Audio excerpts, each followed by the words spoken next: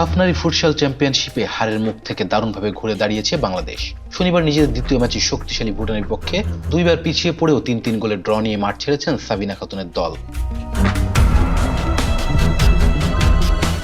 প্রথমার্ধে গোল হজম করে পিছিয়ে পড়ে বাংলাদেশ, তবে সেই লিড বেশিক্ষণ ধরে রাখতে পারেনি ভুটান। মধ্যমাঠ থেকে সুমাইয়ার নেওয়া দূরপাল্লার দুরন্ত শটে ভুটানের জালে জড়ালে ১-১ সমতায় শেষ হয় প্রথমার্ধ। বিরতির পর আবারও ম্যাচের নিয়ন্ত্রণ নেয় ভুটান।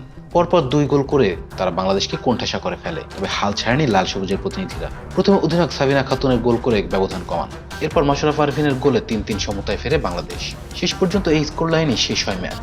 এই ড্রয়ে ২ ম্যাচে ৪ পয়েন্ট নিয়ে শিরোপা দৌড়ে ভালোভাবে টিকে থাকলো বাংলাদেশ নারী দল। এর আগে নিজেদের প্রথম ম্যাচে জয় পেয়েছিল তারা। এবার সাফে নারী ও পুরুষ উভয় বিভাগে ৬টি করে দল অংশ নিচ্ছে। রাউন্ড রবিন লিগ পদ্ধতিতে খেলা শেষে শীর্ষ পয়েন্টধারী দলই চ্যাম্পিয়ন হবে। এদিকে নারী দল ভালো অবস্থানে থাকলেও বাংলাদেশ পুরুষ ফুটবল দল ২ ম্যাচে মাত্র ১ পয়েন্ট সংগ্রহ করতে পেরেছে।